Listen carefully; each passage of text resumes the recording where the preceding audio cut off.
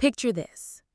You're standing in the most prestigious swordsmithing workshop in all of Edo, holding a blade that has seen 100 battles, its steel singing with the weight of history. The master craftsmen around you, men who have devoted their entire lives to the sacred art of sword-making, are laughing, not with you, but at you. They look at your weathered hands, your simple clothes, and dismiss you as nothing more than a common peasant trying to waste their precious time. What they don't know is that the sword in your hands once belonged to one of the most legendary samurai in all of Japan. What they can't see is that you were the direct descendant of that very warrior, carrying not just his blade, but his unbroken lineage of honor. And what they're about to discover is that sometimes the most profound acts of respect and reconciliation can be settled not with gold or silver, but with something far more meaningful: food prepared with the heart of true Japanese tradition. This is the story of how one man's dignity was restored through an ancient code of honor that transcended social boundaries, and how a simple meal became the bridge between worlds that seemed impossibly far apart. The weight of legacy in Edo, Japan. To understand this remarkable tale, we must first journey back to the heart of Edo period Japan, a time when social hierarchy wasn't just a suggestion, it was the very foundation upon which society stood. The year was 1823, during the late Edo period, when the Tokugawa shogunate had ruled for over 2 centuries, creating a rigid social structure that defined every aspect of daily life. At the pinnacle of this hierarchy stood the samurai, the warrior class whose very existence embodied the principles of Bushido, the way of the warrior. Below them, in descending order, came the farmers, artisans, and merchants. But within each of these classes existed countless subdivisions, each with their own intricate rules of conduct, dress, and behavior. Our story centers around Yamamoto Kenji, a man whose family name carried the weight of centuries. His great-great-grandfather, Yamamoto Tadamune, had been one of the most celebrated samurai of the early Edo period, a master swordsman whose exploits in service to the Tokugawa were still whispered about in warrior circles. Tadamune's blade, a magnificent katana forged by the legendary swordsmith Kotetsu, had been passed down through 4 generations, becoming not just a weapon, but a sacred family heirloom. However, by 1823, the Yamamoto family's fortunes had dramatically changed. The long peace of the Edo period, while bringing stability to Japan, had also diminished the need for professional warriors. Many samurai families found themselves struggling financially, forced to take up trades or farming to survive. The Yamamoto family was no exception. Kenji's father had been forced to sell their ancestral lands, and by the time the family sword reached Kenji's hands, he was living as a simple rice farmer in a small village outside Edo. But here's what made Kenji extraordinary. Despite his reduced circumstances, he had never forgotten the lessons of his ancestry. Every morning he would practice his sword forms in the pre-dawn darkness, maintaining the warrior traditions that had defined his bloodline for centuries. He studied the ancient texts, memorized the genealogies, and carried himself with the quiet dignity that marked true samurai spirit, even when his hands were dirty from working the fields. The sacred blade and its crisis. The ancestral katana that Kenji possessed was truly a masterpiece of Japanese craftsmanship. Forged during the golden age of sword-making, its blade displayed the distinctive heimin, the temper line that revealed the master smith's technique. The handle was wrapped in authentic ray skin and silk cord, while the guard bore the Yamamoto family man, a stylized crane that symbolized longevity and good fortune. But time and circumstance had not been kind to this magnificent weapon. Years of careful preservation in less than ideal conditions had taken their toll. The blade, while still fundamentally sound, showed signs of surface rust. More critically, the traditional wooden scabbard had developed a crack that threatened to damage the blade's edge, and the silk cord wrapping on the handle had begun to fray. For any samurai family, the condition of their ancestral sword was a matter of profound honor. A damaged blade wasn't just a practical problem. It was a spiritual crisis that reflected on the entire family's ability to preserve their heritage. Kenji knew that he needed to seek out the finest craftsmen in Edo to restore his great-great-grandfather's sword to its former glory. This decision would prove to be both necessary and fateful, setting in motion a chain of events that would test everything Kenji believed about honor, respect, and the true meaning of samurai dignity. The journey to Edo's master craftsman. The workshop of Master Ishida Goro was legendary throughout Edo. Located in the prestigious Nihonbashi district, it was where the shogunate's own officials brought their blades for maintenance and repair. Ishida's family had been serving the samurai class for over 200 years, and their expertise in sword restoration was unmatched in all of Japan. The workshop itself was a testament to traditional Japanese craftsmanship. Sliding paper doors opened onto tatami-floored rooms where apprentices knelt beside low benches, carefully polishing blade after blade under the watchful eyes of their masters. The air was filled with the subtle sounds of skilled work, the whisper of whetstones against steel, the soft brush of silk against metal, the quiet conversations between craftsmen discussing the finer points of their art. When Kenji arrived at the workshop that autumn morning, carrying his ancestral sword carefully wrapped in silk cloth, he was immediately struck by the reverent atmosphere. This was a place where the sacred art of sword making was treated with the respect it deserved. He approached the reception area with hopeful anticipation, believing that here, finally, his family's treasured blade would receive the expert care it needed. The young apprentice who greeted him took one look at Kenji's simple farmer's clothes, his patched hakama, his hands still bearing traces of soil from his morning work in the fields, his lack of the elaborate silk garments worn by the wealthy samurai who typically patronized the shop, and his expression immediately changed. This establishment serves only clients of the highest caliber, the apprentice said with barely concealed disdain. Our services are reserved for those who can appreciate and afford the finest craftsmanship in Edo. The moment of humiliation. What happened next would be seared into Kenji's memory forever. As he carefully unwrapped his great-great-grandfather's sword, explaining its history and the urgent need for restoration, a small crowd of craftsmen and other customers began to gather. The sword itself was undeniably magnificent. Even with its minor flaws, the quality of the blade and the historical significance of its craftsmanship were immediately apparent to anyone with knowledge of such things.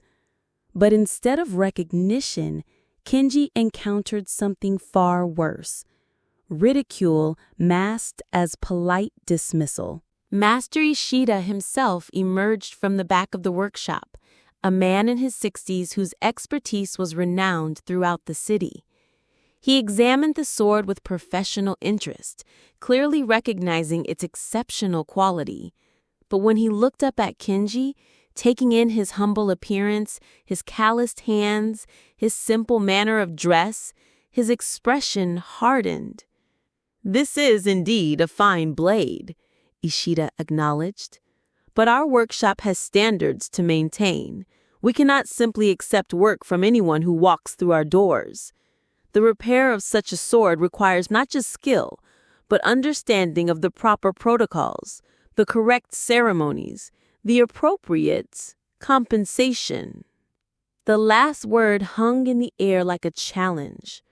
Around the workshop, other customers, wealthy merchants and well-dressed samurai retainers, began to murmur among themselves. Some chuckled quietly at what they perceived as a farmer's pretensions to samurai status. Perhaps, one of the wealthy customers suggested with mock helpfulness, this repair can be settled with rice instead of proper payments. After all, that seems more appropriate to your circumstances. The laughter that followed this comment was like a physical blow to Kenji's dignity. Here he stood, holding a braid that had served the Tokugawa for generations, being mocked by men who knew nothing of his family's true heritage. But Kenji's response revealed the depth of his character. Instead of anger or shame, he simply bowed politely and began to wrap his sword. "I thank you for your time," he said with quiet dignity, "but I believe I have made an error in coming here." The unexpected intervention. As Kenji prepared to leave defeated and humiliated, an elderly voice spoke from the back of the workshop. "Wait." The single word carried such authority that the entire room fell silent. From the shadows emerged an old man whom Kenji had not noticed before. This was Ishida Saburo, the master craftsman's father, a legendary sword polisher who had officially retired years ago but still occasionally visited the workshop. Saburo was in his 80s, his back bent with age, but his eyes were sharp and clear as he studied Kenji with intense interest. "May I examine that blade more closely?" he asked. With trembling hands, Kenji unwrapped the sword once more. Saburo took it with the reverence due to a sacred object, holding it up to catch the light from the workshop's windows. For long minutes he examined every detail, the curve of the blade, the pattern of the hamon, the family crest on the bard. Finally, he looked up at Kenji with an expression of profound respect. "Do you know what you carry?" he asked softly. "My great-great-grandfather's sword," Kenji replied simply. "More than that," Saburo said, his voice carrying clearly through the now silent workshop. "This is the blade of Yamamoto Taramuna, carried at the Battle of Osaka, blessed by the abbot of Gofukuji Temple, and awarded the honor of being displayed before the shogun himself. I know because my own grandfather was present at that ceremony over 2 centuries ago." The transformation in the room was immediate and dramatic. The laughter died away, replaced by an uncomfortable silence as the implications of Saburo's words settled over everyone present. Kenji was not some presumptuous farmer playing at being samurai. He was the legitimate heir to one of the most honored warrior bloodlines of the early Edo period. The deep shame of misjudgment. Master Ishida's face went pale as the magnitude of his error became clear. In a society where lineage and honor were everything, he had committed one of the gravest possible offenses. He had shown disrespect to a true samurai, judging him by his external circumstances rather than recognizing his inherent worth. The shame wasn't just personal, it was professional and spiritual. The very foundation of his family's business was built on serving and honoring the samurai class. To have turned away a direct descendant of such a legendary warrior was not just rude, it was a betrayal of everything his craft represented. But the shame went deeper than that. In traditional Japanese culture, the concept of face, both saving it and losing it, was paramount. By publicly ridiculing Kenji, Ishida had not only dishonored himself, but had also put Kenji in an impossible position. How could a man of true samurai spirit accept services from someone who had shown him such disrespect? How could the relationship between craftsman and customer be restored when trust had been so thoroughly broken? The other customers in the workshop who had joined in the mockery now found themselves equally compromised. They too had participated in the humiliation of a man whose bloodline commanded their respect.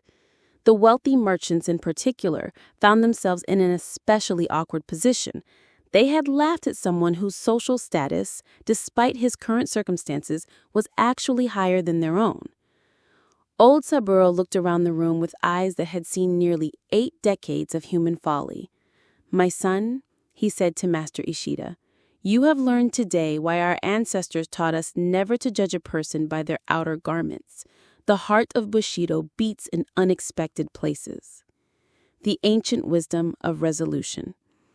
What happened next was a masterclass in traditional Japanese conflict resolution. Old Saburo, drawing upon decades of wisdom and experience, proposed something that initially seemed impossible, that the wrong could be made right, not through mere apologies or monetary compensation, but through a demonstration of genuine respect that honored both Kenji's status and the traditions of hospitality that formed the backbone of Japanese culture. In the old days, Saburo explained, when samurai needed to resolve matters of honor without bloodshed, they would invoke the principle of wa, harmony through mutual understanding.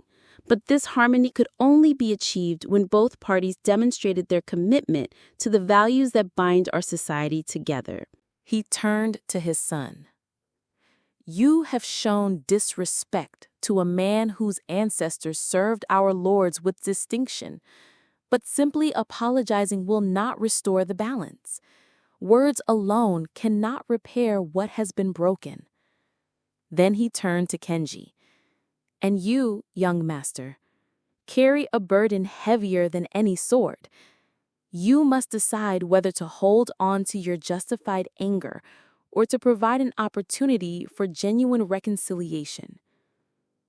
The solution that Saburo proposed was rooted in one of the most fundamental aspects of Japanese culture, the profound significance of sharing food as an expression of respect and community. "The repair of your honored blade will be completed without cost," he declared.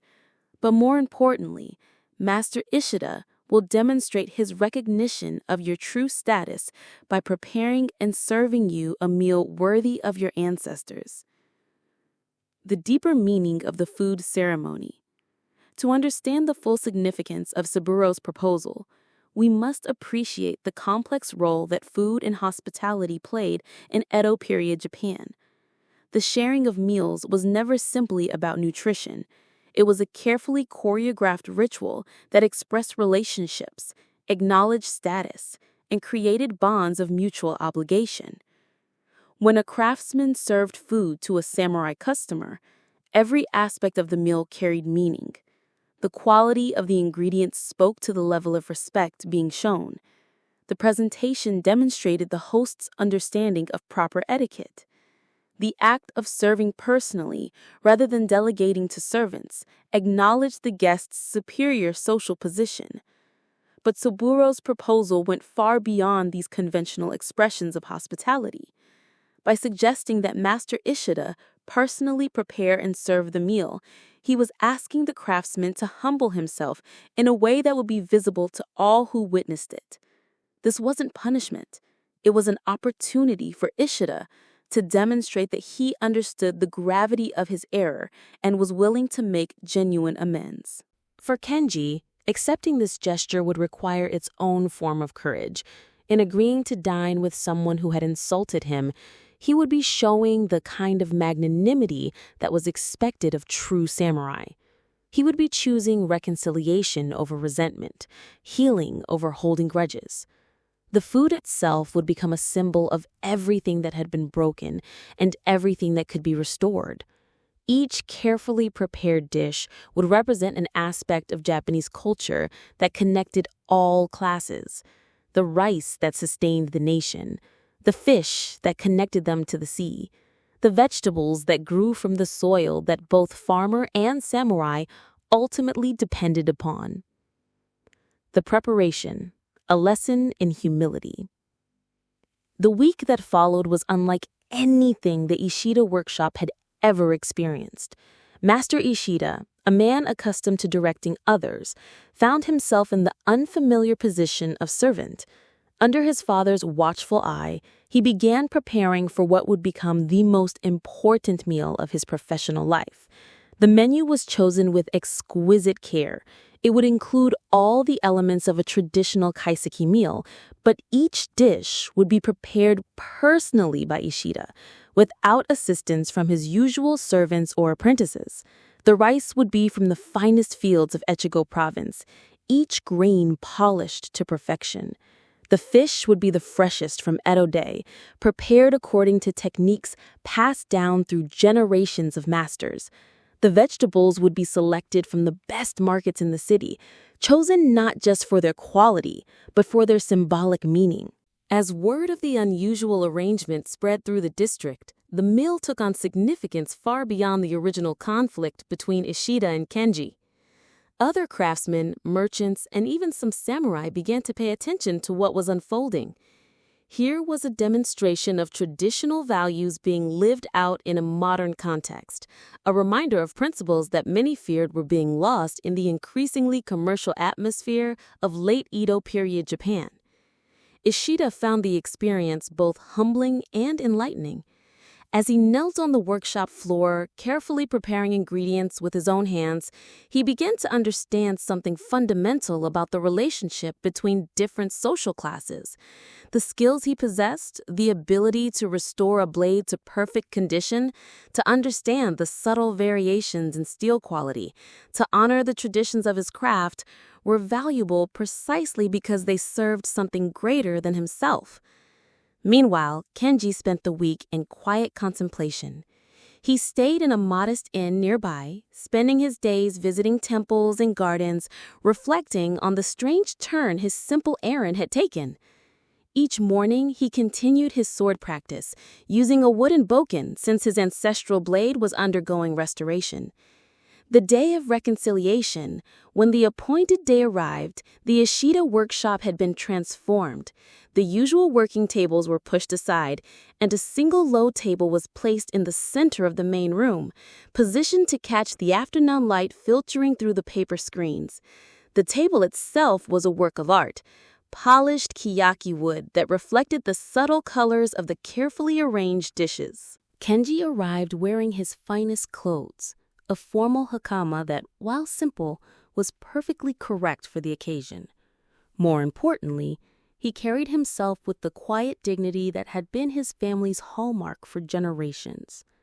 As he entered the workshop, the assembled craftsmen and apprentices bowed deeply, acknowledging not just his presence, but the significance of what was about to unfold. Master Ishida, wearing a plain white kimono that symbolized purification and new beginnings, knelt beside the table. In his hands, he carried the first course of the meal he had spent a week preparing. His movements were careful and deliberate, each gesture expressing the respect he had failed to show a week earlier.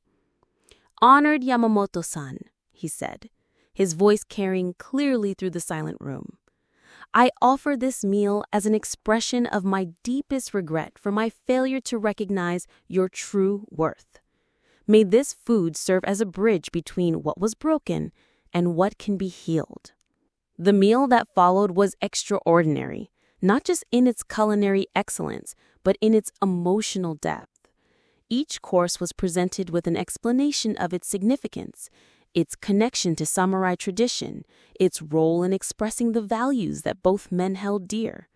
The rice, Ishida explained, represented the foundation of Japanese civilization, the common ground that united all classes.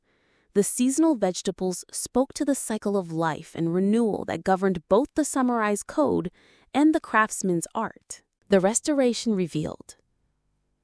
As the meal progressed, the conversation between the two men gradually evolved from formal politeness to genuine understanding. Ishida spoke about the pressures he faced in running his business, the challenges of maintaining traditional standards in a rapidly changing world. Kenji shared his own struggles, the difficulty of preserving samurai values while working as a farmer, the weight of carrying his family's legacy without the means to support it in the traditional manner. But the true climax of the day came when old Saburo emerged from the workshop's inner sanctum carrying Kenji's restored sword. The transformation was breathtaking. The blade gleamed like moonlight on water, every trace of rust removed, the edge honed to perfect sharpness. The scabbard had been not just repaired, but enhanced with subtle decorative elements that honored the sword's history. The handle wrapping had been completely renewed, using silk cord of the finest quality. "Your great-great-grandfather's spirit lives in this blade," Saburo said as he presented the sword to Kenji. "But more than that, it now carries something new, the knowledge that honor can be lost and found, that respect can be broken and restored, that the true measure of a person lies not in their circumstances, but in their character." As Kenji drew the sword partially from its scabbard, the entire room fell silent. The blade caught the afternoon light and seemed to sing with renewed life. This was no longer just a family heirloom. It had become a symbol of reconciliation, a testament to the enduring power of traditional Japanese values when applied with wisdom and genuine sincerity. The ripple effects of reconciliation. The story of what happened in the Ishida workshop that day in Edo spread throughout Edo like ripples on a pond. In the tea houses and merchant quarters, people talked about the farmer who turned out to be a samurai descendant, the master craftsman who humbled himself to make amends, and the elderly sage who showed them both a path to reconciliation. As the meal progressed, the conversation between the two men gradually evolved from formal politeness to genuine understanding. Ishida spoke about the pressures he faced in running his business, the challenges of maintaining traditional standards in a rapidly changing world. Kenji shared his own struggles, the difficulty of preserving samurai values while working as a farmer, the weight of carrying his family's legacy without the means to support it in the traditional manner. But the true climax of the day came when old Saburo emerged from the workshop's inner sanctum, carrying Kenji's restored sword. The transformation was breathtaking. The blade gleamed like moonlight on water, every trace of rust removed, the edge honed to perfect sharpness. The scabbard had been not just repaired, but enhanced, with subtle decorative elements that honored the sword's history. The handle wrapping had been completely renewed, using silk cord of the finest quality. "Your great-great-grandfather's spirit lives in this blade," Saburo said as he presented the sword to Kenji. "But more than that, it now carries something new. The knowledge that honor can be lost and found, that respect can be broken and restored, that the true measure of a person lies not in their circumstances, but in their character." As Kenji drew the sword partially from its scabbard, the entire room fell silent. The blade caught the afternoon light and seemed to sing with renewed life. This was no longer just a family heirloom. It had become a symbol of reconciliation, a testament to the enduring power of traditional Japanese values when applied with wisdom and genuine sincerity. The ripple effects of reconciliation.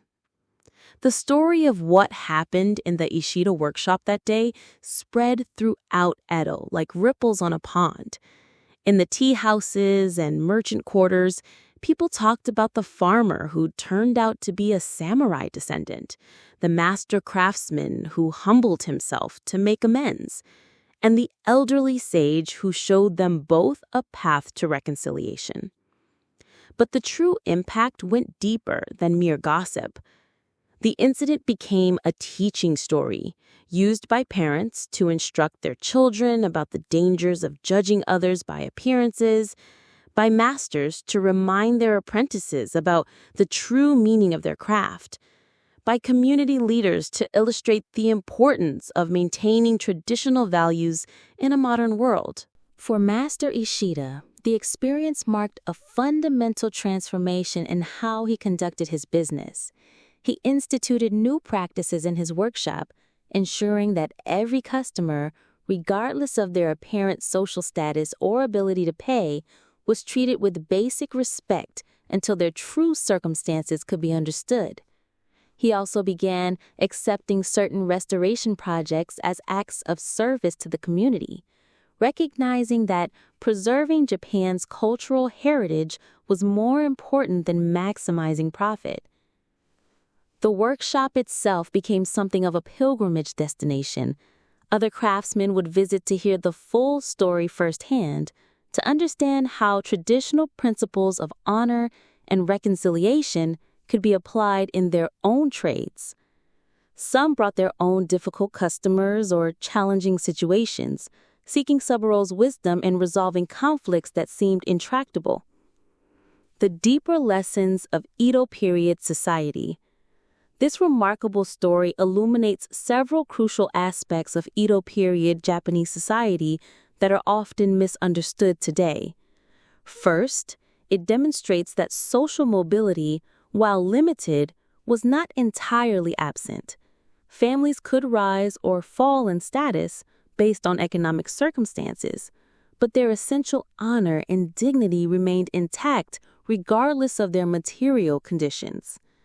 Second, it shows how traditional Japanese conflict resolution emphasized restoration of harmony rather than punishment of wrongdoing. The goal was not to humiliate Master Ishida for his error, but to create a path by which both parties could maintain their dignity while acknowledging what had gone wrong. Third, the story reveals the complex relationship between different social classes in Edo Japan. While hierarchy was rigid in theory, in practice, there were numerous ways for people of different backgrounds to interact with mutual respect, especially when traditional values were properly observed. The role of food in this reconciliation also speaks to something fundamental about Japanese culture. The sharing of meals was never just about sustenance. It was a way of creating and maintaining social bonds, expressing respect, and affirming shared humanity across class boundaries. The legacy lives on. Years later, when people asked Kenji about the most significant day of his life, he would always point to that afternoon in the Ishida workshop. Not because his sword was restored, though the craftsmanship was indeed superb, but because he witnessed the power of traditional values to transform human relationships. The meal that Master Ishida prepared became legendary in its own right. Other craftsmen began adopting similar practices when seeking to make amends for serious errors, understanding that true reconciliation required more than words. It demanded tangible demonstrations of respect and humility. Old Saburo, who had orchestrated the entire resolution, lived for several more years, during which he became known throughout Edo as a wise counselor for difficult situations. People would bring him their most challenging problems, knowing that his decades of experience had taught him to see beyond surface appearances to the deeper principles that governed human behavior. The Ishida workshop itself prospered in ways that went far beyond financial success. By demonstrating their commitment to traditional values of honor and respect, they attracted customers who valued quality and integrity over mere convenience. Their reputation spread throughout Japan, with samurai families from distant provinces sending their ancestral blades for restoration, confident that they would be treated with appropriate reverence. Conclusion: the enduring power of honor. As we reflect on this remarkable tale from Edo period Japan, we're reminded that the most profound human conflicts are often resolved not through force or legal proceedings, but through the patient application of traditional wisdom and genuine respect for human dignity. The question posed at the beginning, can this repair be settled with food, received an answer that surprised everyone involved. Yes, the repair could indeed be settled with food, but not in the mocking way that was originally suggested.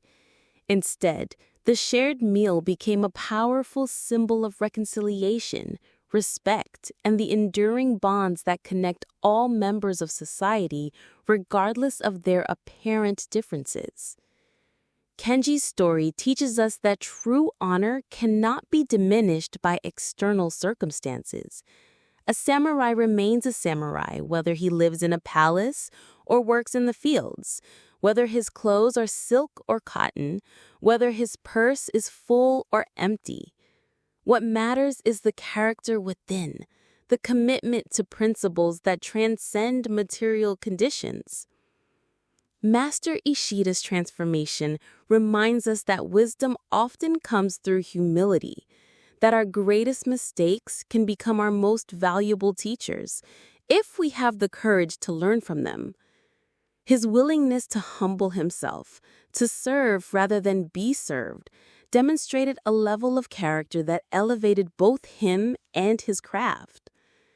And Old Saburo role as mediator shows us the irreplaceable value of elder wisdom in resolving human conflicts. His ability to see beyond the immediate problem to the deeper principles at stake, his understanding of how to create pathways to reconciliation rather than mere revenge, represents the kind of thoughtful leadership that every society needs. In our modern world, where social media amplifies every slight and cancel culture often leaves no room for redemption, perhaps we could learn something from this 200-year-old story of how two men, guided by traditional wisdom, found a way to transform conflict into connection, insult into honor, and separation into community.